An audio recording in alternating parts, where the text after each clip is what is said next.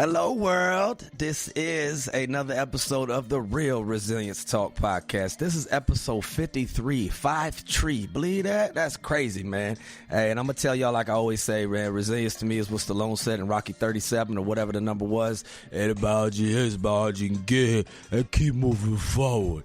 That's what we got to do. We got to keep moving forward. But today, I have an awesome guest on here with us, a servant to the community and a person out there speaking truth to what I would call a very silent killer, and I'll let him explain that. But ladies and gentlemen, let's give a round of applause for Mr. Keith Whyte for coming with us today. Yeah! If it's anything like Keith Sweat, you know it's going to be good. So, Keith, there it is. That's it's an awesome intro. But thank you, Cameron.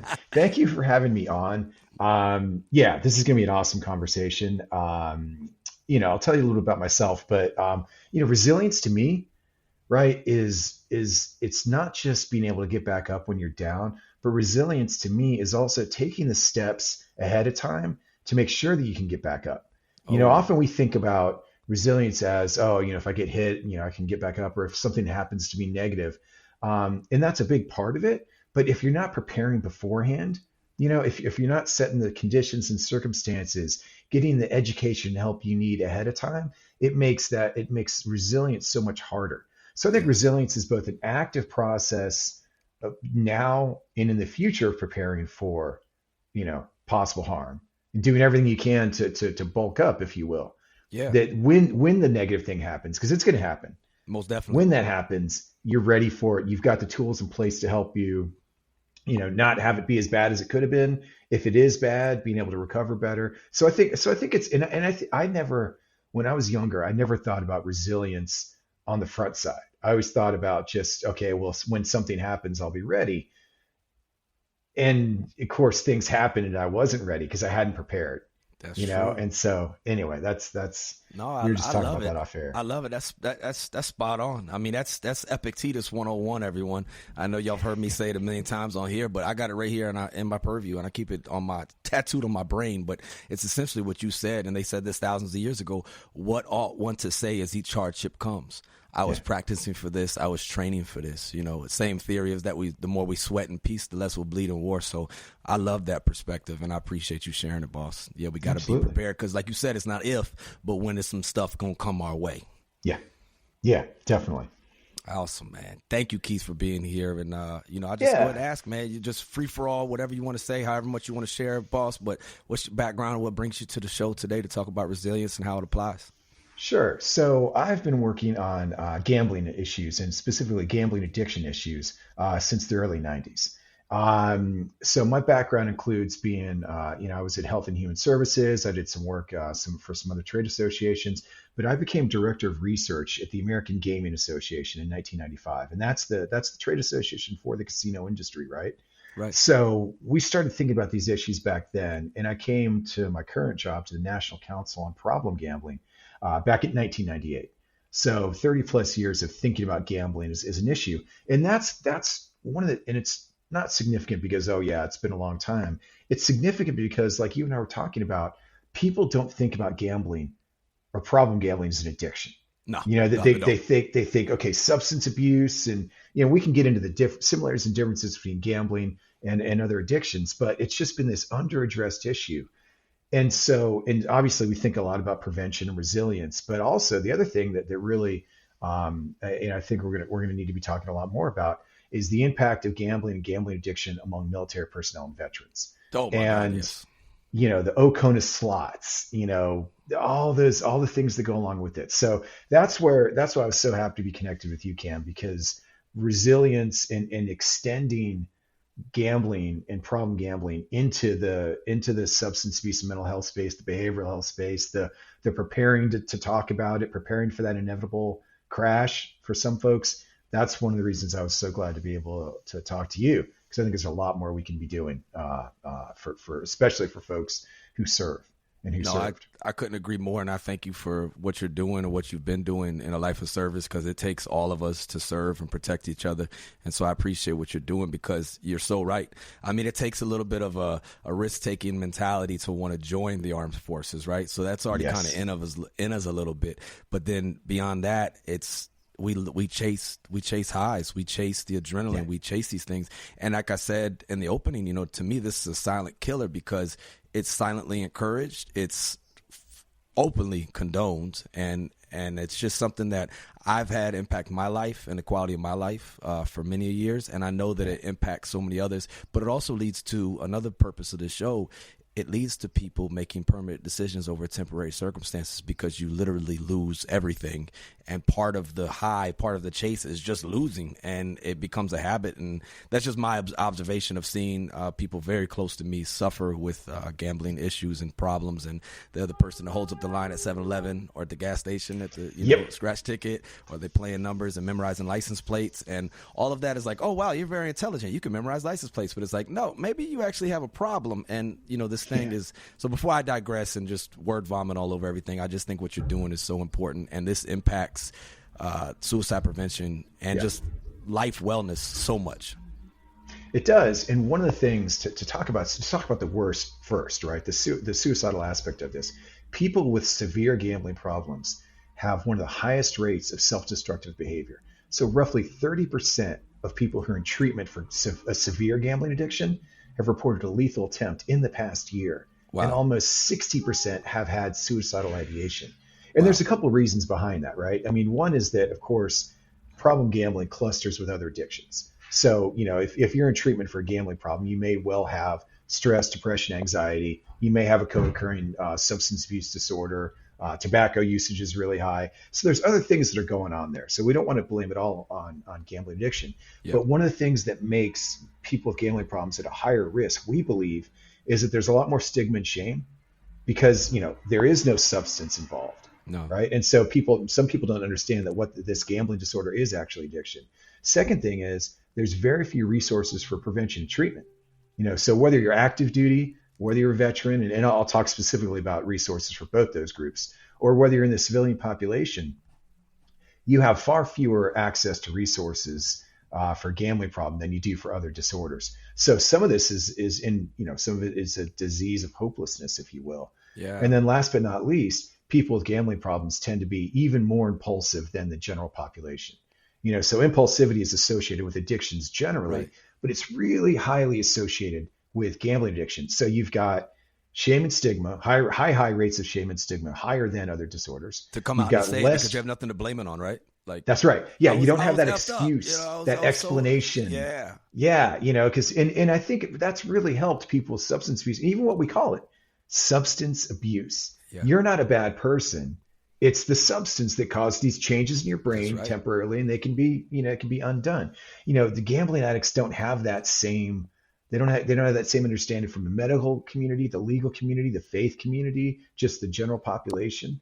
So that makes it, but it acts in the brain the same way. Mm-hmm. If I showed you the brain scan of a cocaine addict looking at a pile of white powder in a rolled up $100 bill, and then I showed you the brain scan of a pathological gambler, someone with really serious gambling disorder, looking at a deck of cards, those same regions would be activated. Those same regions regarding, impulse and excess, and the same regions of the frontal cortex that govern like, whoa, stop, slow down, this is a bad idea. Those are the regions that are deadened. So that the brain scans, and you put them next to each other, it's the same exact pathways, even though one is an external substance and the other one is just pure internal.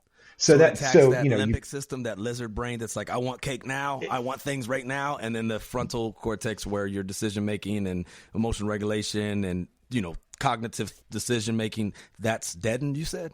Exactly. Wow. Yeah. Well, and just to take that lizard brain analogy even further, if you think about drugs, you can get high every so often, right? You can drink, but our body over the years, or hundreds and thousands of years, they've developed physical defenses. You drink too much, you throw up, right? That's your body's way of saying, hey, some of us can push past that. Yep.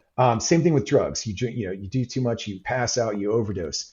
There is no biological defense mechanism for gambling addiction.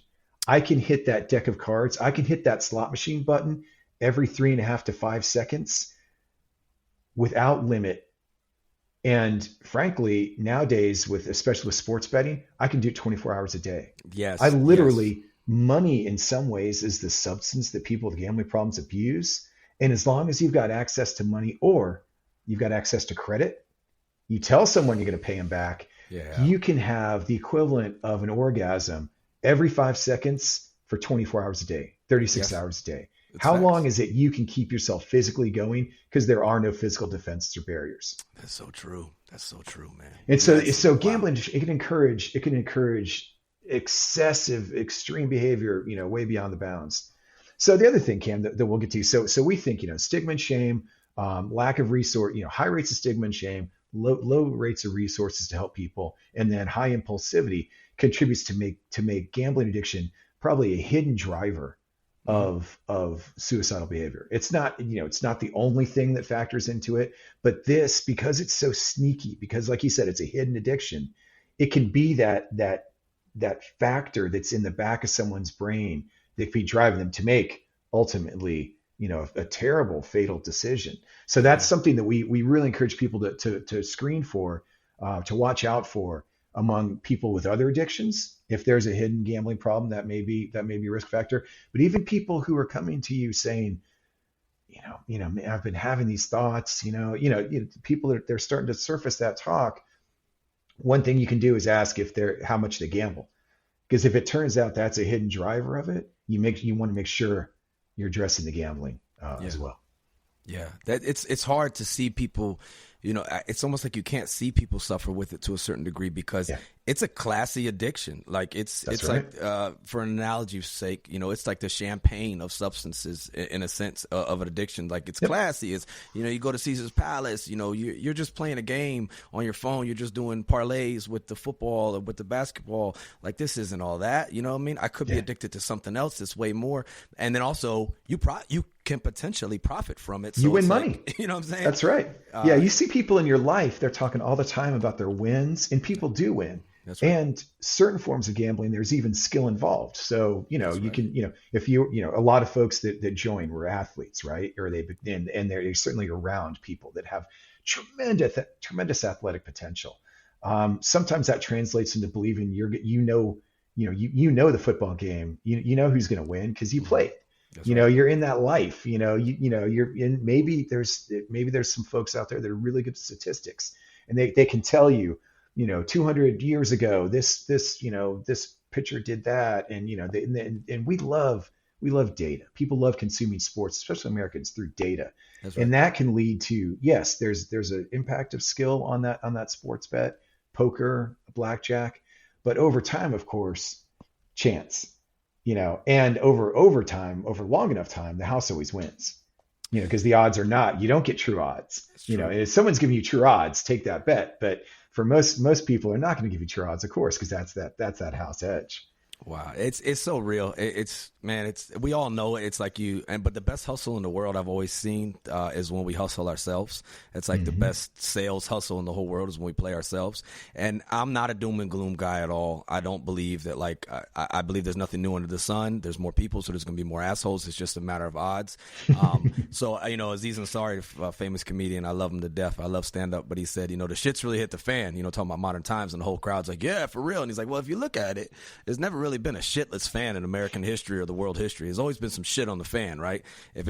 If it wasn't about to all fall apart, we thought it was. So in saying that first and not leading with doom and gloom, what do you think about our modern times with the ability to access things? Because usually you'd have to go to a casino, you'd have to go to the alley, roll some dice, you'd have to go, but now with lottery that's given, in the name of this is for educational purposes, right? And we're cutting That's out the right. middleman, we're cutting out the black market of this.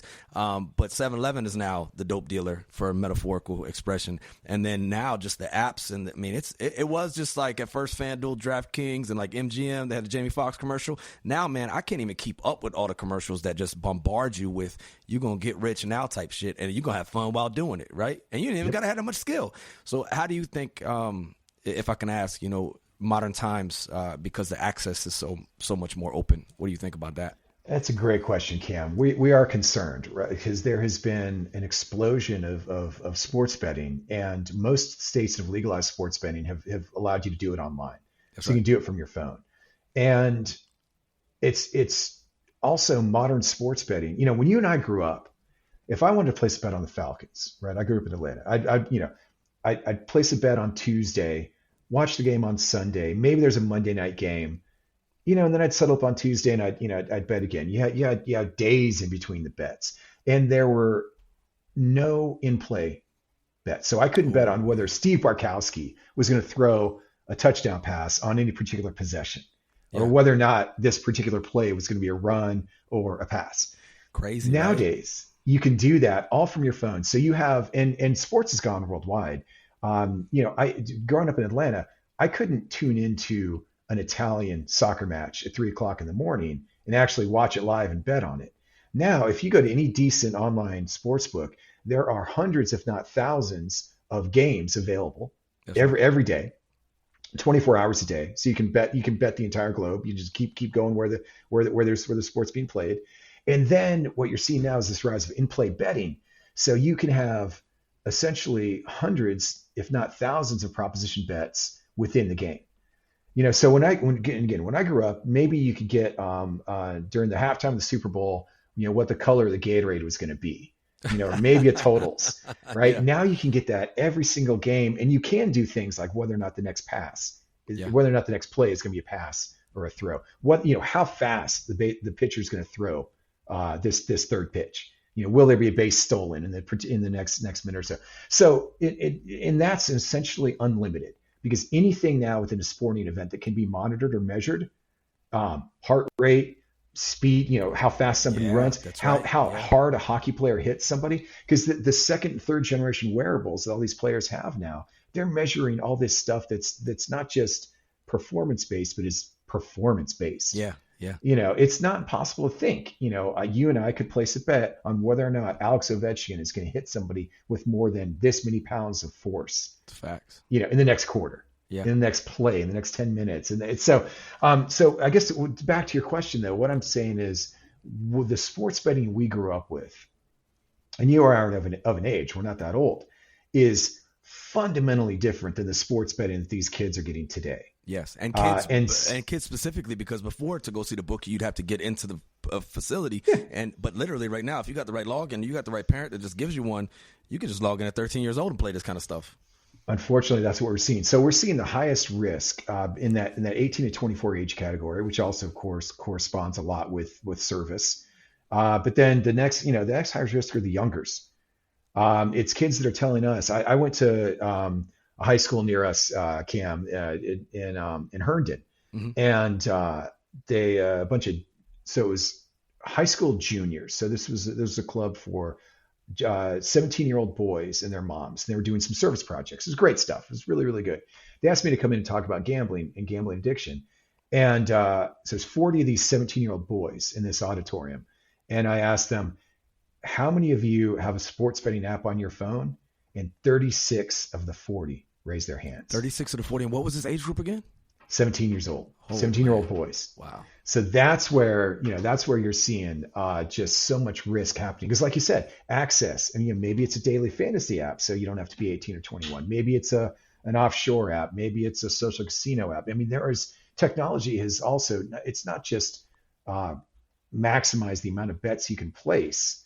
It's also really dramatically increased access. Yeah. And it's also allowed, frankly, pretty slimy profiteering companies to be able to hook kids a lot sooner, because they can offer them. They know that if they offer you a ton of free games, whether or not you can win money, that status and loyalty matters a lot to these kids. And so by the time they can either start gambling illegally, or by the time they turn 18, they're already habituated. They're already acting in this strategy. They already think they know. Then they're already used to playing on the app. And so it's not much to transition them from social casino or sort of a free sweepstakes type app to a real money game. Yeah. I always say the gateway argument or whatever like that, but there is a proof in prevention that time and space between things that you can, deliver, whether it's, you had to go to the nasty shop before and leave with the black bag and make sure you parked in the street. Now it's like, I got this in the other room on the phone and I'm just looking at my phone, and the way that we can be, we could fall into these, essentially, it's traps. It's all about, like you said, profiteering and making money, but I've seen, and I had to walk away from playing like fantasy football and stuff like that Right. for me because it literally changed the way that I enjoyed sports. I'm a Commanders fan. All right, that's the coolest thing about the name for the new name, right? I like it. Commanders. But and those in the Marine Corps will know about that because every time we do a ceremony, we always say commanding. But yeah. So anyway, all right, I'm boring everybody with this, but if you know, you know. It's good. But If you know, you know. I love that's that. right. Yep. But I literally, it changed for years. I mean, for many of those years, we sucked and we were losing anyway. But, I wouldn't even watch my own team anymore. I wouldn't even enjoy my own team because I was busy flipping, the NFL Network to the other channels or watching Getting the red zone. Yeah. Knowing And who's I don't even care. And actually, there was times I got to admit publicly right here, I rooted for like Ezekiel Elliott from the Cowboys to do things because that's who wound up on my roster that week. And I'm like rooting for the Cowboys in a sense. What am I doing? Like, this is against my morals, my values. You know what I mean? Yep, we've got this great poster when the spread's more important than the outcome of the game. When you're rooting against your home team because you've got money on the other side, that's where it starts to get, and that's how you can start to distinguish recreational fans from gamblers. Yes. Because the gambler's just looking for the best edge, the best That's matchup. If you've got money on one side of the game, blah blah blah. And it's amazing nowadays how fandom has become more of a commodity. Oh, I want the Commanders to win, but I do want, I want Ezekiel Elliott, to get a bunch of yards too, and you're kind of rooting against yourself. Saquon Barkley. What am I saying? You know what I'm saying? It's great, right? It's a crazy game. Yeah. Yeah. And so, and obviously that's not addiction yet, but that starts to lead down to, always talk about betting with your heart instead of your head, because you can bet recreationally. You can even, I know heavy recreational bettors, but they set limits. They're using the technology because technology has a lot of risks. It also has a lot of protective factors. That's true. So all the apps now have limits that you can activate, but it's opt in, not opt out. That's and I'll true. tell you, Cam, like we work with all these companies too, because we're neutral and legalized gambling. So like we work with the FanDuels and the DraftKings. They make a big deal about having these limits in there that we tell them you should let everybody set a limit on the amount of time you spend or the amount of money you deposit and all this stuff. It's great. Less than 5% of their customers are using them. Because I think so it's how much of a protective factor is it if 95% of your players are engaging? And so we've talked to these companies because the next step is not to make those tools available passively. That doesn't really help much. We can prove that. Make them actively available. So make it opt out instead of opt in, or even better yet, how much bonus money they've thrown at you, they've thrown at me, they've thrown at everybody under God's green earth can get thousands of dollars of bonuses to sign up for this app and do this bet. What about giving you a $50 bonus for using all those responsible gambling tools? You can watch a 30-second video. Okay, here's $10 because that would build such a safer, more sustainable player. Yeah. It's not going to help everybody, but it would be, it's how we use those incentives. And if these companies really want to be seen as being legitimate, as being, a positive force in the economy, if they really want to build repeat business, look at how much they're incentivizing you and bonusing you to play, and look at how much they're incentivizing and bonusing you to play responsibly. That's true. And until that starts to balance out a little bit better, there's gonna be some harm. And we can always do like we do with social media, and I'm guilty of it because I never even had social media until I got into outreach and prevention. But I do try to I self-promote, I self-produce this podcast and some of the other initiatives I do and my own stand-up stuff that I do. And I'll get the, hey, you've reached your hour limit, and what do I do like all other people? I press ignore for that day. You know what I mean?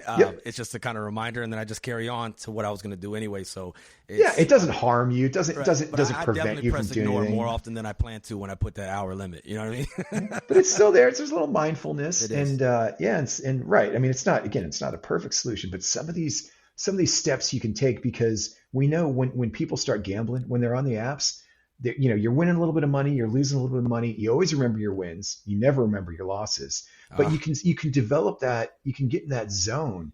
You can get in that churn where you start to lose track of time. Yeah. You start to lose track of your spend. And it's so easy to do on social media in general. But imagine if, as you lose track of that spend, that time and money, you're hitting that button every couple seconds, and it's another $50, it's another $50, it's another $50. We literally know people that they get into that almost trance. It's Yeah. almost hypnotic Oh, state. it really is. They Yes. start to chase those losses, and then you start to feel really shitty when you stop, because Yep. that's when the damage becomes real. And you figure if you're a problem gambler, you're always one bet away. So there's the apps themselves can encourage kind of that trance state, but a lot of people who do have gambling problems, they want to stay in that trance state. So they're doing it to themselves. They're working with the app to try and push reality away Yeah. for another couple minutes, another couple hours, another couple days. Because while you're gambling, everything's possible.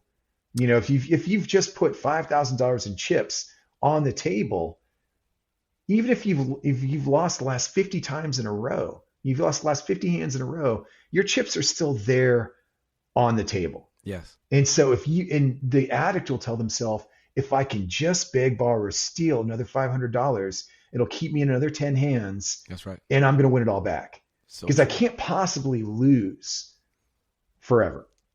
The odds are in my favor. And so there's just enough I call it, not to be disrespectful to addicts, I call it crazy logic. There's Yeah. just enough crazy logic to encourage you to persist, to take one more bet, to do one more, push, and to do, one more hand. And that's the part I think that people misunderstand so much. It's not people, once you start drinking, you want to keep drinking, right? No Oh, yeah. problem. But you don't think the next morning, all right, I put down a fifth of Jim Beam last night. If I can put down 3/5 of Jim Beam tomorrow, I'm going to make it all better. Yeah, But that's the not addict part of it. literally Yeah. thinks, I lost Yeah. $500 last night. If I can just beg, borrow, or steal another $500, I can turn that, I can double my money. Yeah. And then when you lose that 500, now you're down 1,000. So now you got to get $1,000 more to double your, and it Oh, just, yeah. they get in that cycle. It's so true, and I've seen it up close and personal. And this is no diss to my family. I'm never here to blame or shame them. They only know what they knew, and they tried to do the best they could, and I give them that grace. But I grew up sitting in parking lots of many 7-Elevens and Getty Marts and Tiny Giants and things like that, while a person close to me was sitting in there for hours, scratch tickets and pick three and those things, and even won and hit. Hit. I'm gonna put hit. And then I got like a pair of shoes, and we went and saw Remember the Titans, and then it was all back at said gas station again. And I'm talking about like $30-some thousand. It was all right back there, because it was going to hit bigger, right? Because unlike alcohol, you'll eventually overdose on drugs and alcohol, but gambling, it's just like, come on. You can always double. And once you start winning, then you start placing bigger bets. Because then, man, if I played a dollar ticket, so I won, but I only won 30,000. Well, now if I was playing the $10 ticket, that might have been a $300,000 hit. Oh, yeah. And it just yeah, it's so hard. And growing up with someone like that in your life, and I certainly have friends and family who've experienced the problem too. It doesn't, everything starts out recreationally. That's right. Right. It's always, and for most people, it stays recreational, even if they're spending $10, $20 on the lottery every day. It's a thing. They set it aside. Maybe it's not great for them. Like but you it's said, not limits, right? Limits. Yeah, not a huge problem, but it's the folks that can't stop at that get deeper and deeper. And it's a bad groove. And I think the other thing that you mentioned, Cam, which is so important, is a lot of people that are listening right now are thinking, you know what? Even if I have someone who's got a gambling addiction in my life, well, it's not as bad as heroin or opioids. That's right. Yes. Or they're thinking that's their problem. I know my friend spends too much on NFL Sunday ticket, and he's always really pissed on Mondays because he lost money, or when he wins, he's high, it's great, but then he's down again. Yeah. But they think it's an individual problem. They think that's his problem, and it's not my problem. But what you're saying was so important. Of course it affects the people in their life. Of course it affects their family members. Almost Even if definitely. you don't see it, this is an addiction, just like any other, that has those same ripple impacts. Oh my God, it's the moment by moment things. That's what life is. We always think of it as the commencement speech or the holiday or the morning under the tree or the ball or the ceremony. But hell no, life is moment by moment. And those moment by moments, I've known people close to me that are totally distracted, and they're fixated on and not even listening to you when you speak to them, because they're literally looking at license plates and trying to make sense of those. Or they're thinking about, when can I go to bingo later on, and then midnight bingo later on. And then, I grew up like that. That's how bills either got paid or didn't, or eviction notices came because of that, because of gambling. It wasn't heroin, it wasn't alcohol, it was that and that impulsive stuff. And it's sad because they are of sober mind, but they're not sober. Like it's like you said, like, yeah, you're not high or whatever, but they are, and they're fixated on things. And it's like, you're not even really present with those you love because you're thinking about the thing constantly. And that's not just gambling. That's many of things in today's world. That's right. But gambling can have that same. Oh my God. No, one guy in recovery, he said, look, I can't get the time back that I was at my daughter's soccer game. And like you said, not paying attention at all because I was thinking about, where am I going to get money today to pay back the money I lost last night? What are the odds on these next games? What's going off at 3:00 on a Tuesday afternoon? Oh, great. Chinese basketball. I can bet that literally. now. Yeah. And he was sending money he was wiring money to Panama and the Philippines. So if there's a will, there's a way. And now with sports betting, there's a lot of ways to do it. But it's that time. He's, look, I can get the money back. I'm a good business guy. That's not the problem. He lost everything, his house, his marriage. But I can never get that time back with my kids. That's the loss he regrets the most. That is so real because, I'm looking at it right now on my wall. I said when we started, I love Bruce Lee. Rest in peace to him. But he said, if you love life, don't waste time, for time is what life is made up of. And when you say what that man just described, there are so many of us in many of fixations and addictions and things that we're giving up the source of life, which is time. And it's the one thing you can give to somebody you can't never get back. And you gave it to a gas station. You gave it to an app. You gave it to some scheme to think you're going to hit or get it big. And then, I know, most of the people that actually do win big or hit, they end up very, very sad anyways, because, they reach that top of that mountain for the ones that do, and they're still feeling poor and they're feeling internal poverty because it just doesn't fit. What they really were addicted to was not the dream. It was just the fixation of maybe I could hit. That's right. That's right. Well, in fact, one of the biggest if you want to know one of the biggest predictors of bankruptcy, it's winning a huge lottery jackpot. Look at that. There's something like 75% of those folks are bankrupt within 5 years. And it's not just, I think financially bankrupt, roughly 3/4 of them, but like morally, just psychologically bankrupt. It's, and again, I know most of us would say, it's a good problem to have if I won many millions of dollars on these big jackpots. But I got to tell you, that huge unexpected big win can be a life changer. If you're a kid and you have that huge unexpected big win, if you get a lottery ticket as a kid, if you go with your uncle to the track and you pick a horse just based on the jockey's silks and it comes in 100 to 1, your uncle and his friends are throwing you up on their shoulders and you just won $30 or whatever. It's not necessarily the amount, but it's the unexpected big win that can create that lifetime of craving. You're always trying to go back to that first high. And that, we can give it to kids so young, hopefully most 12-year-olds are not out there doing opioids, but you've got a lot of 12-year-olds who tell us, my parents give me a lottery ticket, or I play fantasy football with my dad. And most of them, like you said at the top of the show, don't want to be alarmist, don't want to be doom and gloom, but early exposure to gambling or an early participation in gambling, and especially an early unexpected big win, is a big predictive factor for future problems, and so it is. This may be, and I think you said it already once, Cam. This may be a gateway that a lot of people aren't thinking about because they don't think about it as a substance. They would never give their kids a carton of cigarettes for their 14th birthday, but they might well say, "Oh, it's a lottery ticket. It's fun," or "Here's a gift card for a FanDuel, or you can play on my account." We hear that more and more today. And I think not everybody gets addicted, but there's more risk there than the parents are thinking about. And that's something that's really important for your listeners, who are in family situations, just to make sure you include this on that mental checklist of things that can be addictive. Yeah, no, I'll go ahead and self-admit and be open and vulnerable. I'm guilty of it. My son and I, play with certain things, and this is a family thing that we've seen the impacts of this. And like you said, it's not just the money bankruptcy. It's not just the poverty in the sense of tangible, monetary things. It's the bankruptcy in your relationships, and being old and being alone, and you can only make yourself happy by chasing that next high or by going and, consuming. You're essentially consuming things. But another thing is, like I said before, it's silently encouraged because it's competitive. It's edgy. Yeah. Shit.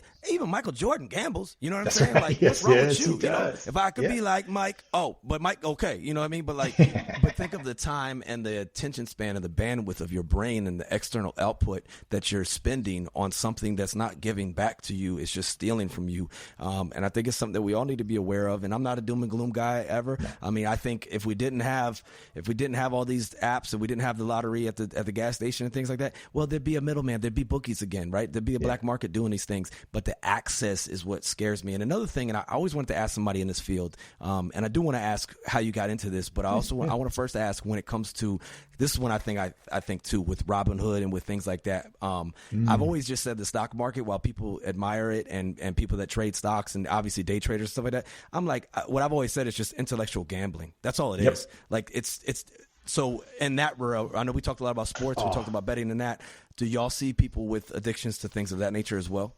Cam, 100%. In fact, on Reddit forums, like Wall Street Bets, whenever there's a big crash or a big thing, people post our helpline number, because so many of these folks are trading stocks in a way that is gambling. Yeah. And so we've always seen it as on a spectrum, right? There's some gambling that's legal and regulated. There's other types of gambling that is not legal and regulated, and there's different forms that have different risks. Stocks are just along there. I mean, there's futures and options trading, which is 100% gambling. But one of the things you said that's really important is that people attach a moral value. You're right. Investing, good. Yes. Gambling, bad. Right. Yeah, and part of that's because we've had thousands of years of the major religions kind of condemning gambling. But our country was founded by risk takers. That's it. I think gambling is in the American spirit, right? It is. We're warriors, we're entrepreneurs, and we folks came here and they built an amazing, aggressive, expansionist culture, right? It's part of our DNA. But the other part of our DNA was a lot of those early founders. The other thing they passed on to us, they were pretty religiously conservative, right? Yeah. And so the doctrines at that time was, there was some stuff that you leave to God, and so they had this really weird thing. They were risk takers, but they didn't approve of gambling. Mm-hmm. And so that comes down, and just as you said, we lionize these people on Wall Street. These guys are investing billions of dollars. They're gambling. But that's, if you take the moral stigma away, then we can have an open and honest conversation about gambling, just like we would investing. Yes. And when you remove some of that stigma and shame around because that's what can really jam up people with addiction. So if you can have an open and honest conversation with your family, again, with your kids, and you can normalize, you can make gambling, you can treat it with the same social norm that you treat other potentially addictive or risky activities. Yes. Then you're getting that prevention in. You're building that resiliency that we talked about early.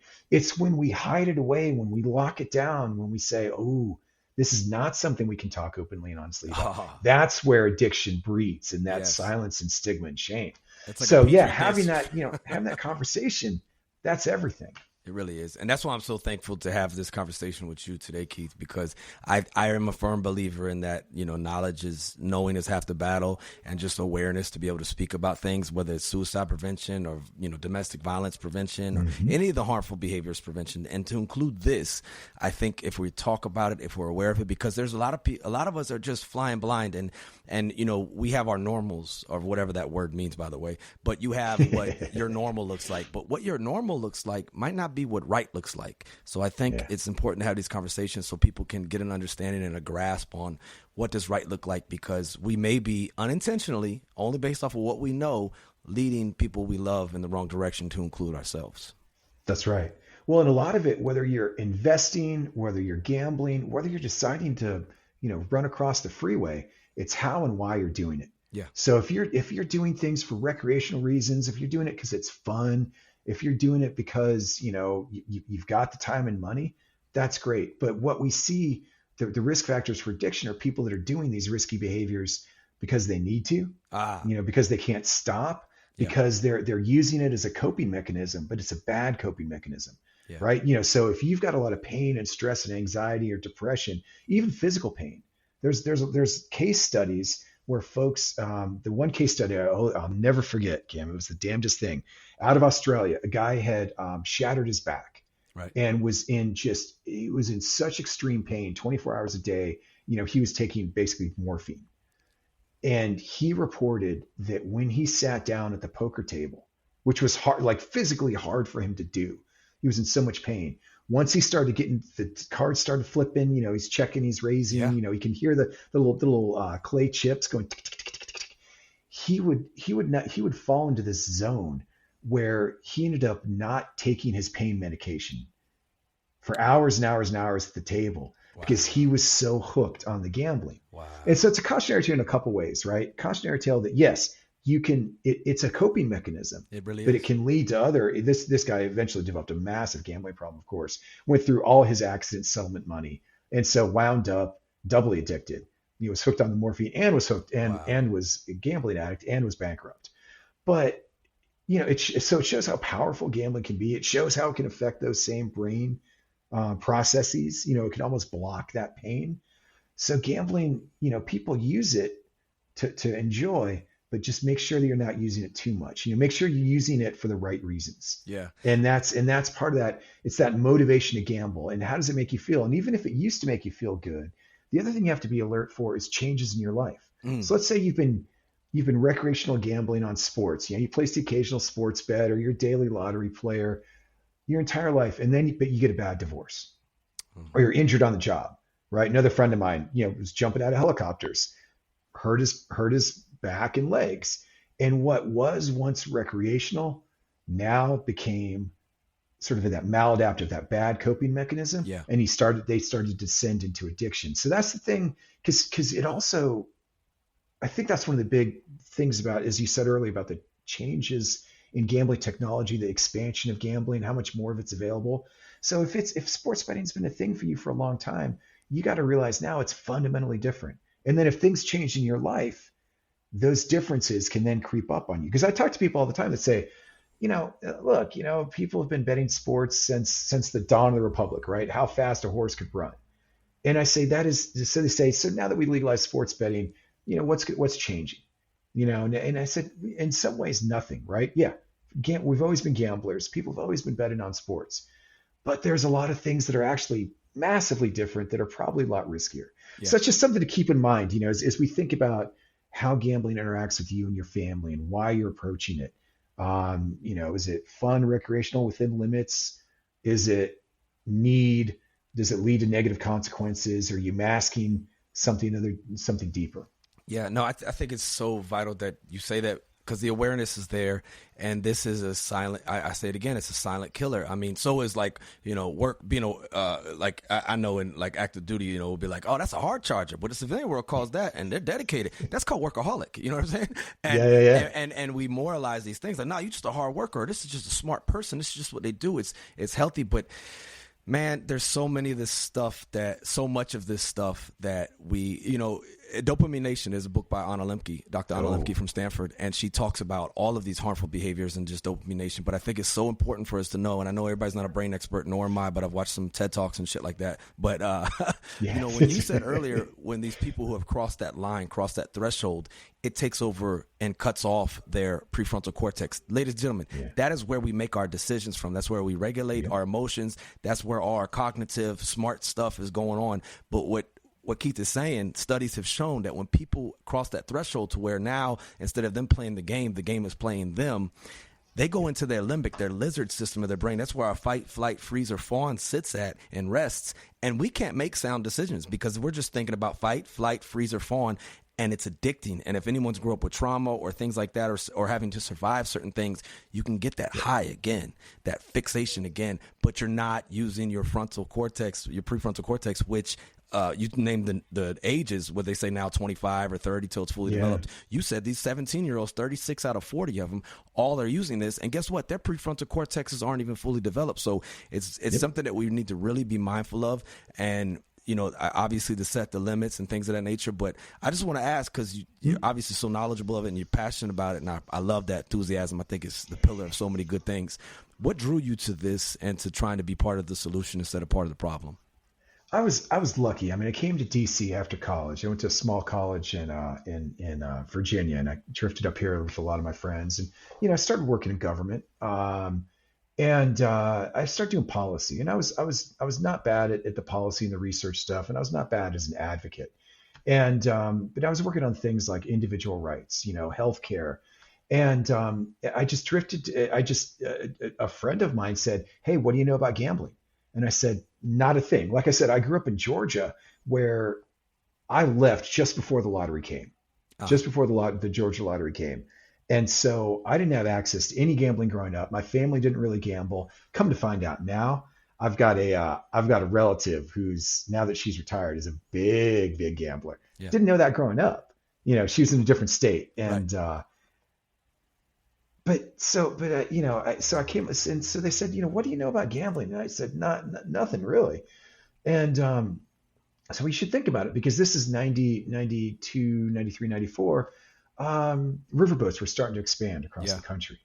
And so the more I looked at gambling as a policy issue, and I started working in this field, the only insight I've ever had, Cam, like in my entire career, the only one insight I've had, besides getting married, besides marrying my wife, that was the first good decision insight. Well, scared money don't make no money. You got to take risks. That's right. Yeah, and that was a risk. The only other insight I had was that gambling in the 90s, we were thinking about it mainly as an economics issue. Yeah. Like if you brought a riverboat to Davenport, Iowa, were the restaurants there going to close? Was organized crime going to come? Yeah. And those are all important issues for the good people of Davenport, Iowa. But the issue that wasn't getting any real attention was gambling addiction. And so the more I started working on it, the more I thought, this is something, if gambling does expand across the country, and even if it doesn't, problem gambling is going to be a public issue. At that time, the majority of states had no funds to prevent or treat gambling addiction. At that time, the majority of gambling companies had no responsible gambling programs. At that time, we can quantify it. At that time, when I got in the field, there's about $20 million spent in the entire United States on problem gambling. That's it. And the gambling revenue at that time was about $75 billion. 75 billion, and 20 million is used on prevention and responsible, whatever that means, responsible. That's why I always love responsible drinking. That's right. Yeah. Quotation marks. I know, reckless drinking. And so it seemed to me that it turned out that was the one insight I had. Gambling has become a bigger issue. Problem gambling's become a bigger issue. Now we're seeing these ads everywhere, and it's like every time you get into a car or a taxi, right? Driver's like, hey, why are you in town? I say, oh, I'm here to help people with gambling problems. It's maybe not every time. It's almost every time. Yeah. They say, oh, I got a story, or I know someone, or yeah, that's a big thing. I'm getting bombarded by these ads. It's all over my app, whatever it is, right. Cam. And back in 95, that only happened half the time. Now it's basically all the time. But again, it creates more opportunities. Now more people are talking about it. Now I get to talk to you. Now we get to push out into the resiliency community. We get to talk about military and veterans issues more. Yeah. So there's silver linings, I guess. Yeah, no, it is. And there's more people, so there's going to be more of this and more of that, and the technology and the access is there. So, but like you said, anybody you talk to had a story of, oh, I know a person, or I know a person, or I know a person. Yeah. And it's kind of like the stigma or the stereotype with alcohol and alcoholism and people being addicted to that. Everybody thinks of the wino, but nobody thinks about the soccer mom that drinks wine every night, a whole bottle, right? Exactly. And in this, it's like, oh, you think about the little hustle man sitting out front of the gas station and stuff. That's the person with the problem asking $1 so they go buy another scratch ticket or a beer or whatever they assume it to be stereotypically. But really, it's actually like the really responsible principal of a high school that is on their app all day long and is losing everything that they have of not just monetary value, but also their relationships and the people around them, because they are so addicted to this. They cannot live without it. It's compulsive. It's impulsive. It comes at their own detriment, and they still pursue it. So with all of that, I know you said limits. If we know somebody like that, or we ourselves are finding ourselves going down that path, what advice from what you've learned would you give to people? Sure. So it's a lot like substance use, for example. So have that conversation. If you know someone, you can have the conversation that, hey, Cam, I realize, just so you know, I'm starting to, you're starting to really piss me off, because we used to have fun on Sundays. We'd go watch, we'd get Red Zone, and we'd sit there and, maybe even have a beer or two. Now you get so caught up in this game, like you broke your TV last weekend. That's facts. And so I'm worried about you as a friend. You can start to have that conversation, and if you say back to me, yeah, I realize I'm spending a little bit too much time and money. I know, gambling now, it's changed the way I view the games. Then there's always hope and help available. You can have, through our website. So if you go to ncpgambling.org, ncpgambling.org. Okay. Yep. Or if you just call, text, or chat to 800-GAMBLER, there will be folks there 24/7, 365, anonymous. It's confidential. There are folks that you can talk to about if you may think you or someone may have a problem. They can help you get the resources that you need, because it varies by state. It varies by, there's all that, not one pathway is right for everybody. But 800-GAMBLER helps you get to the right path that you need. And Cam, we're going to have, since we've been talking here, we on average will have about 60 calls. So we're now down to, we're now at more than a call a minute on average. Wow. 365 days of the year. Wow. So we're on track this year to get 400 and almost 50,000 calls, texts, and chats, that number. About 30% of those calls are from loved ones or family members or friends of people with gambling problems. So it's okay. You don't have to have the problem to reach out. And reaching out to 800-GAMBLER doesn't mean you have a problem. It just means, you may be a little bit interested in finding out ways to make sure you don't have a problem. We can help with that too. Help you set those limits, help you think about, maybe can you step back for a day or so? Yeah. Maybe can you can exclude yourself. One of the neat things about gambling nowadays, especially with online, is that you can do, I want to take a 24-hour timeout. Boom. It'll just lock your account for 24 hours. Yeah. And at the end of that 24 hours, if you've decided, I took a breath of fresh air, this is fine with me. That's, go right on. Or you may decide to self-exclude yourself for 6 months or 2 years. Yeah. And then, that'll basically lock your account for that time period, give you a chance to take a step back, reassess. So there's some tools in place, but ultimately, and the power and the glory of this is when that person decides they want to talk to someone else. Yeah. And I can tell you, we track the opening words for these helpline calls. Not a name, no ID attached to it. So don't let your listeners get twisted. I'm not spying on you.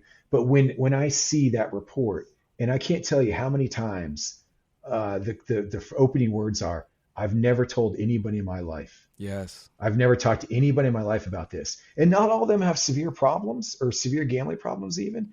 But for so many of them, they didn't know where to go. There was shame and stigma. They didn't know who to talk to. They blah, blah, blah. There's just all these reasons that this is the first time they'd ever, but within that moment, just talking to someone we know means they're much more likely to be able to either not have a problem or to recover for their problem.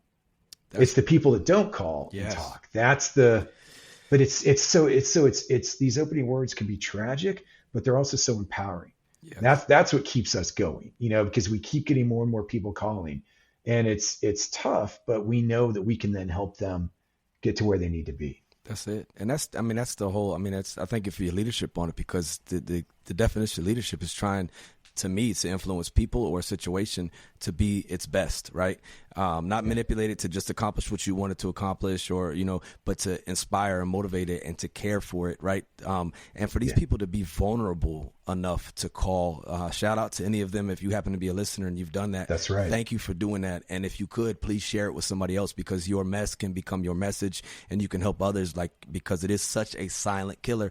And where I get into where it ties to suicide prevention, I've heard of and known so many people that financial reasons are one of the, and relate. So it's financial reasons, relationships and any kind of legal adversity is usually some of the main contributors to someone choosing that permanent decision. So I think And in a gambling problem, maybe that hidden underlying thing. Because right. again, we talk all the time. Why did you go bankrupt? Why did you consider suicide? Oh, financial problems. Yeah. We don't ask the why often. That's right. And not everything is related to gambling, but so often, because the high rate of suicidality, it might be a gambling problem, or it might be, it's just, okay, you've got a substance abuse problem, and that's why you're considering self-destruction. Well, why did you start drinking so much? Like, well, because I lost everything, or because the casino is where I got free alcohol. That's facts. Kim, that's if I had facts. known that, as a college student, if there had been any casinos in Virginia when I was a college student, which there wasn't, but if there were, boy, that would have saved me so much money. Oh, I've been in Atlantic City. I've been that guy, just the slot machines, and I was just using it for the alcohol. That's right.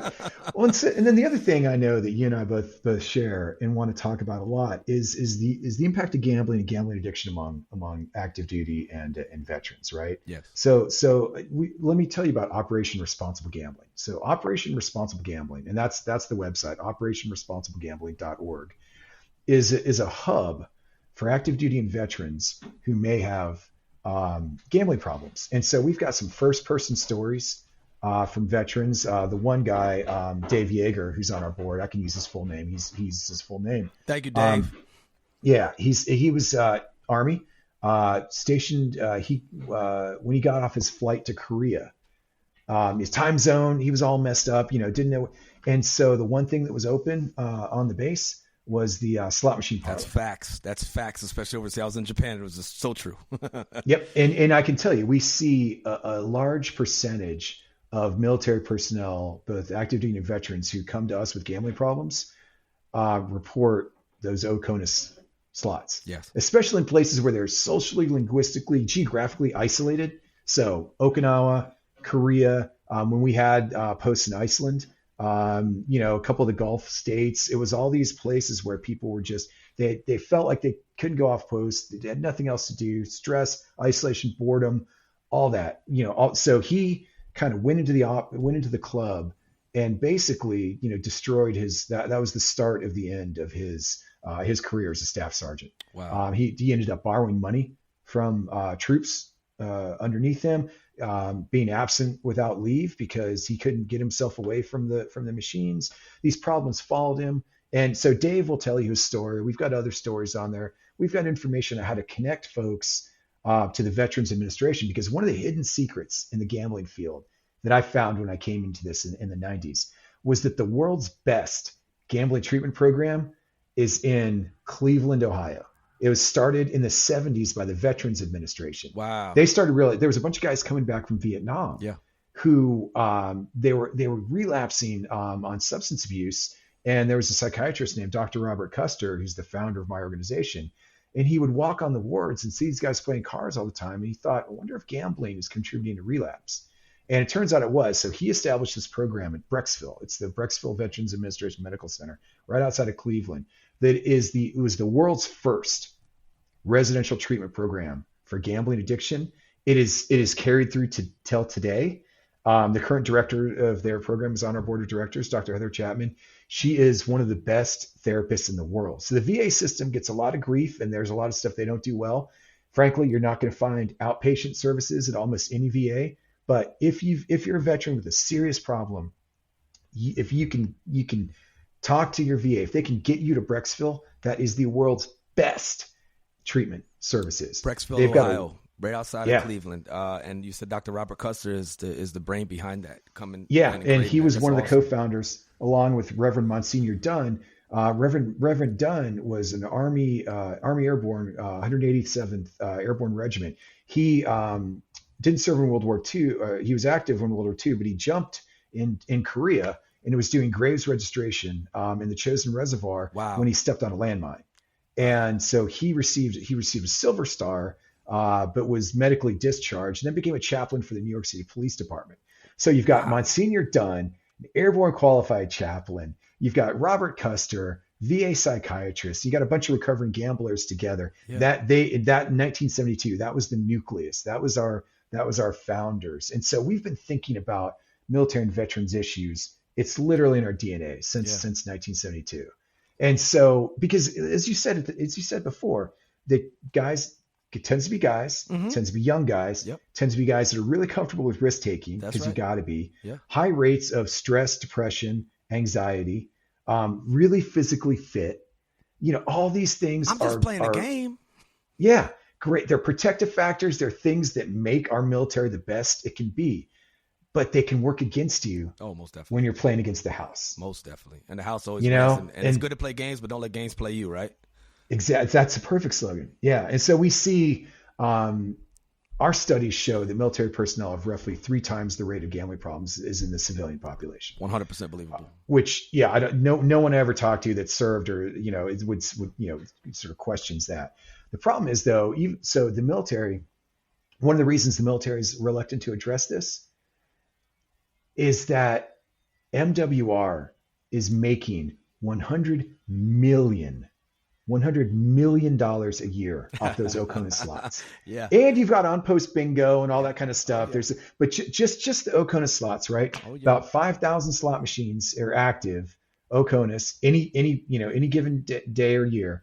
And we got a report from the government county office that found in a 4-year period, $500 million of losses. So it was about $100 to $125 million that service personnel and their dependents are putting into these machines. Oh, yeah. Yeah. And that's not the spend. They spend about $1 billion. They make back about $900 million. The military itself. Oh, I know. And so that's one of those reasons where every time we start to talk about responsible gambling within the military system, you start to get this, whoa. Yeah. Oh, gambling's, we don't think gambling's a problem. We're like, look at the studies. Look at how much money you're making. Oh yeah. Oh yeah. I see it with drinking, brother. It irritates the shit out of me, and I'll tell it right now and say it again, and everyone knows what I'm talking about. We talk about responsible drinking, whatever the hell that means, by the way. Some of us, I guess, whatever. Not me. So I just don't do that no more. I abstain 100%. But the same facilities that help counsel and guide things, part of their funding is from the store on base, which I'm gonna tell you sells such volume. Like, I know you from the South too, so handles are being sold right as soon as you walk in the door, and 75 to 80% of the actual store is made up of alcohol. And so much so that people that run bars and facilities off the base come on the base with their access and buy things. So it could be a local distribution thing, but it's the same facility that says drink responsibly, and it's like, oh, that's something right there. Like it's literally it's crazy. But that's we're not saying the military should abolish those slots. We're saying if you're going to have slots, right, you got to put signage. You got to train. You got to train corpsmen. You got to train the chaplains. That's right. Right. You got so if someone comes to you and they're like, I'm jammed up, I've committed a crime. See, here's the problem, Cam. When an organization like the Department of Defense or like MWR is making so much money, it can become a disincentive for them to address the downside. Of course. Yes. And because the other thing that happens is 70% of people with serious gambling problems report they've committed a crime to finance their gambling. So if you're active duty, if you stay off post, because you can't leave the slots, or you start to borrow from petty cash, you start to borrow from subordinates. Once you start to get in the military criminal justice system, there's not a lot of hope and rehabilitation for you. That pathway starts to look a lot like dishonorable discharge. That's right. Looks a lot like removing you from your weapon, Yep. Loss of security clearance, loss of rank. Yep. And so is it a surprise that there's a higher rate of suicidal behavior? We throw all these consequences at folks that get jammed up because they've committed a crime to finance their gambling. But there are whole theaters of operations where there's no certified gambling counselors in the military system. Yeah.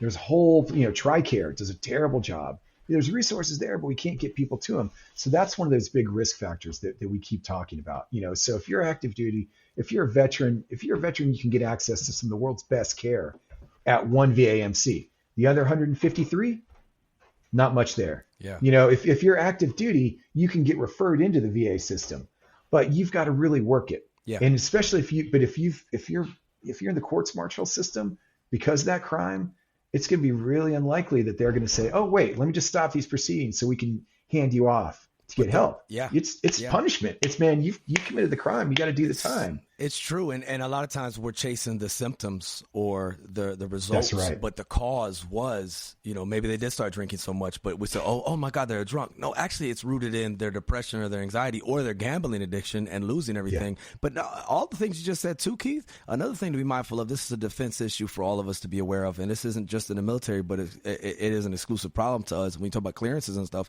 You are also a target for these foreign agents that can Oh, yeah. exploit you because they can keep feeding your addiction while you may be feeding them something else for that said return on investment. So it is a defense issue because it makes us vulnerable to foreign agents coming in and saying, I can give you some of this if you give me some of that, whatever that may be. You know what I'm saying? So, Whatever that may be. yeah. Yeah. And all those online sites, especially the ones that are illegal, that aren't regulated in the United States, there are foreign actors involved, and there's a massive ability to compromise folks. Look at that. That is just because, financial issues. That's one of the bigger compromising factors biggest, around. yeah.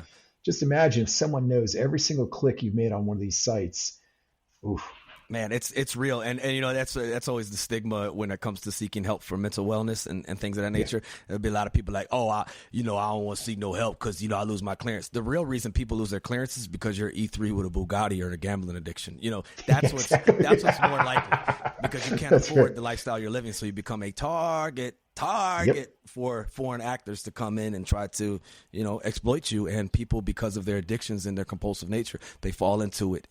But it had nothing to do with seeking help for mental wellness. It had to do with you have a problem of some other sort, Well, and we also tell folks, so we've got an agreement right now with the Marine Corps. We're working with substance abuse in Quantico. And it's awesome. It's the first service. So Marines leading the way, which is fantastic. Tip of the spear, baby. They've led the way on developing some prevention treatment programs. So we're integrated. We're talking to the SACs.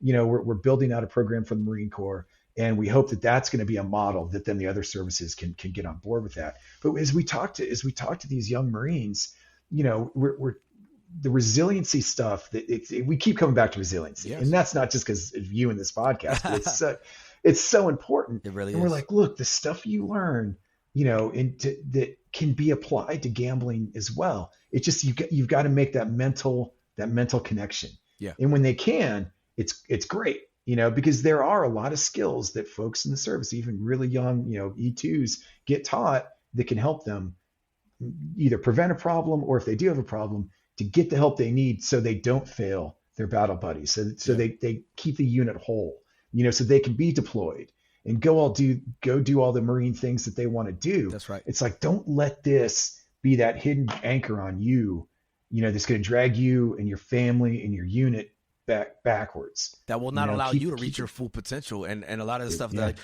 Care Bear, you're a Care Bear or whatever like that. Nobody's talking about coddling. We're talking about caring for people to bring out their best, to be good leaders and extract their full potential. Shout out Matt Carnell for that definition. But EFP, to extract their full potential, because if we make a better human and more responsible human, we'll damn sure make a more lethal warfighter. Like, it's just hand in hand. But if you got these problems and these things that are holding you back, well, it's going to impede your progress, and it's going to definitely impede our national security because you're not being your best. And I think it's beautiful that y'all are partnering with the SACs, because so long, and I want to let everybody know, SAC does not stand for Substance Abuse Counseling Center anymore. SAC stands for Substance Assessment Counseling Center. So we're trying to assess things with you, because there's a lot of stigma with people visiting SACs because they think, abuse. I'm not an abuser, but can we assess where you're at to maybe help you reach your full potential? I think it's genius, whoever is partnering with you on that, because substance is always, that's just drugs, alcohol, bro. That's just opioids, bro. No, it's also behaviors as well. And so can we go to this SAC? Can we assess it to maybe make a better version of ourselves? Because ultimately that's what it's about. And that's what's going to keep us strong and safe and fit. And just go figure, Marines are leading the way on this. Say something. I love it, and it's we've got a lot of stuff coming down the pike that's gonna be really impactful. But it's a huge credit. It's a huge credit to the folks there, and it's a huge credit to the Corps. And the two co-chairs of our military committee are both Marine. And so I don't think it's any accident that Marines in this instance are leading the way. They both serve, they both solve folks with problems. They're in the civilian life now. One actually works for a gambling company. That's awesome. But they're both dedicated to giving back when it comes to helping raise awareness of gambling addiction, especially among the people that they know best. That's right. And it's a honestly, beautiful Marines thing. are a crazy species of human beings. Let me tell you, you gotta be a gambler in some sense to say, Ian, and I'll quote him, the great Sergeant Major of the Marine Corps, who tells us he loves us and he means it. And he's one of the most genuine leaders I ever met. He was on a podcast recently and said, to want to be a Marine is a little irrational, because if it's for rational, tangible reasons, you could find all the skill sets and all the other branches. But what made you that thing that turns a little different in your head to say, hey, what if I could be the best? Hey, I would go ahead and take a risk. The hardest one, I'll do that one. Yeah. This is the population and we're by default sometimes adrenaline junkies, and it makes perfect sense that you say the veterans that came back from such conflicts. I mean, jumping into the frozen chosen from that soldier, that's a little irrational. You know what I mean? Jumping into the frozen chosen reservoir that it was. Read on that, listeners, if y'all ain't never heard about the frozen chosen, the forgotten conflict, the Korean conflict that obviously is still going on today. But before I digress into that, it's irrational to want to be a Marine or to want to serve or to want to risk your life. So there's risks involved in that. But can we, as you've been saying, can we funnel that? Can we shift that? Can we channel that to a healthy outcome instead of something destructive? Because that weapon just being idle wants to be used and wants that adrenaline. And it's like, well, I can't find it at work right now because we're not fighting at this exact moment. So I'm going to play FanDuel all day or whatever the thing may be. And it's feeding that what could be a positive aspect of your personality in your way, but you're finding a destructive way to do it because we don't do anything half-assed. I'll tell you that. I don't drink. I fucking drank. You understand? We don't do nothing half-assed. So Marines are especially a different species. So I think it's awesome that you're partnering with the Marine Corps as well as having Marines on the board for guidance and advisement because we just a little bit different. We just a little bit different.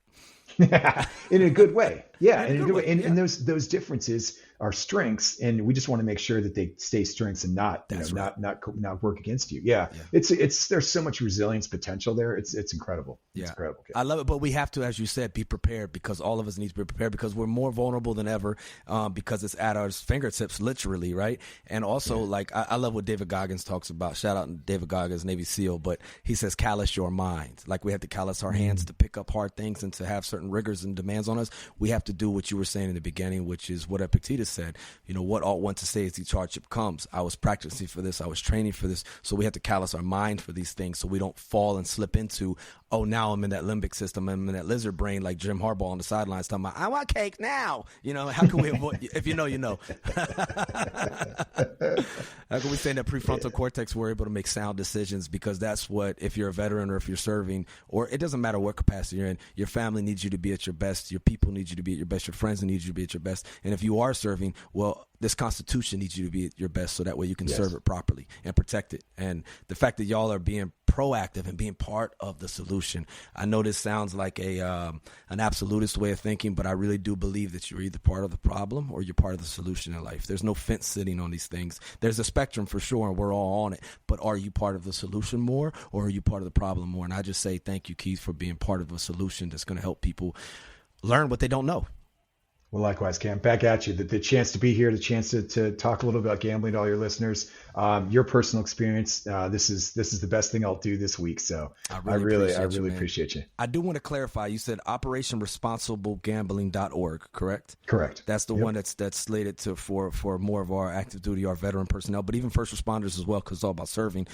Yes. On there, are there any self-assessments where somebody can take a candid look at themselves and say, because if you Google this shit, everybody has a problem, right? We'll all find it. But the criteria there. But you're a trustworthy source. So is there some self-assessments where people can go on there and give a honest feedback and find out? Yeah, there's brief screens. It'll even give you a little feedback. It'll say, hey, look, you answered based on your answers to these questions. You may or may not. You may be a little bit at risk for problem, moderate risk, high risk. And then if you are, it'll say, hey, you can do this, do that. Yeah, there's self-assessments, there's tools, there's workbooks. Good. A lot of stuff, and all that stuff's available for free. For free, so y'all. You can check it out. Yeah, figure out what works best for you or for your friend who may be having, a little bit of an issue. That's right. And the best way to defeat an enemy, which is something that's against us, imposing us, is to learn your enemy, right? So even if you're not and people listen to this, be like, I ain't got no fucking gambling problem, I'm good to go. Well, listen here, leader, influencer of people, maybe this message, maybe this whole, hour and 13 minutes we've been talking isn't for you, but it's for someone you love or you lead, hopefully both. You understand? Yes. So don't be selfish with the knowledge, share it. And if they want to learn more, ncpgambling.org, right? Correct. NCP, so that's November Charlie Papa Gambling.org. And then you can also text or call 1-800-GAMBLER for some help. And as Keith's saying, people are reaching out to this 450,000 anonymous contacts made. You said over the year, and you said Yeah. one every minute is going on. It's about, a little bit every 80 seconds or so. Yeah. That's what we want, man. And as I always do these recordings, obviously our egos, we want the Million Man March, we want to affect all of the culture and everything like that, but it might just be that one that's listening that you've made a difference with today. That's exactly right. Yeah, this knowledge it might be for you, might be for your friend. That's right. Might be for later on. Yeah. Things may change. You retire from the service, kicking around, you're missing all that action. Well, once recreational gambling may now become heavier or harder. 100%. So yeah, just you're building up that callous, building up those muscles, that education, that information to protect yourself or to be able to give it off to someone else. That's right. Casual conversation at the bar. Hey, ain't it a gambler if you got a problem? That's it. And I mean, like Jim Carrey said, the effect you have on others is the most valuable currency there is, And Denzel said at a commencement speech that he gave, none of this physical things, this stuff, as George Carlin said, you can take with you. The Egyptians tried that shit. They just got robbed, right? So I mean, what's the effect you're having on others, ladies and gentlemen? And if you can go out there and help somebody be their best self, or you yourself be a better version of yourself, or maybe you heard something today that goes, oh shit, maybe I got a problem. Well, address that. And you can hit up OperationResponsibleGambling.org, or you can reach out to NCPGambling.org, or you can text 1-800-GAMBLER or call it and just seek some help and be vulnerable, because that's where we're going to get somewhere when we have a conversation and we raise awareness. Keith, man, I sincerely thank you, brother. Thank you for what you're doing every day. It takes a village, and I'm just happy to be on the same team and trying to be part of the solution instead of part of the problem, bro. Absolutely, Cam. Well, I think this will be the first of a lot of great conversations. Yeah, so I appreciate you're welcome you so back much. Any flipping time, man. If you got something else and we get off here and you go, hold up, you know what I should have said? Well, you shoot me an email, text, and we'll get right back on here, my friend, because what you're doing makes a difference, and I just say thank you for that, man. But I always close, and I always got to ask every single guest, you're very welcome. Yeah. If someone's out there and they're contemplating making a permanent decision over obviously a temporary solution, or a permanent solution for a temporary problem, which is the conundrum they're in, the predicament they're in. They're thinking about death by suicide, Keith. They're contemplating it. What would you tell that person, my friend? That there is always hope and help available. And that the best thing you can do is just make that one reach out, just one contact to someone who can help. And because even having that conversation means you're not doing whatever you were thinking about. You've shifted your brain a little bit. And if you just shift your brain that tiny little bit and just have that one conversation, take that one step, whoever's on the other end of that line can help you take the rest of the steps that you need, because there is always hope and help available. There's always another pathway, because so many people with addictions, or in general that they're contemplating suicide, think that that's the only pathway they have left. And I'm here to tell you, we talk to hundreds of thousands of people a year. There is absolutely always hope and help, and there's absolutely always another pathway. And it's not going to be easy, maybe painful, maybe the hardest thing you've ever done. But the easiest, hardest thing to ever do is just to reach out, to talk to one person in your life, talk to one person on the helpline. If you do that, it's all possible. Yeah. Man, I love it, dude. I love that you said there's always hope and help. And ladies and gentlemen, please realize that sometimes people, you're actually helping them by asking them for your help. You know what I'm saying? Mm-hmm. And I got to quote General Smith on this, the great commandant of the Marine Corps. He said, if the sun's coming up tomorrow, which it is, then there's a reason to have hope. So, and if it's not, then we got way bigger fucking problems than what the fuck you worried about. I'm just kidding. But hey, fact of the matter is, man, hey, keep making good choices. Be there for each other. Keith, I just say thank you so much. I got a Bluetooth speaker over here doing whatever the hell it wants to do, because I'm a bad producer, and I played a song on my phone. Shout out my Chichi Rex for this song, but I'm going to go ahead. We're going to ride out to the tunes of my Chichi Rex and say thank you, Keith, and thank you for all y'all are doing to serve and make a better people, man. Thank you. No, man. Thank you, Cam. Always, brother. Steel sharpens steel. That's what it Word. is. Hey. Yep. All y'all out there, take care of each other. Make good choices. Don't allow yourself or those you love get to a point where making an irreversible decision seems like a good decision. Let's not do that. Let's be better. Let's be our best selves. This has been episode 53 of the Real Resilience Talk podcast. Thank you all. Much love. This too shall pass. Oh, shit. Now I got to press stop. Okay.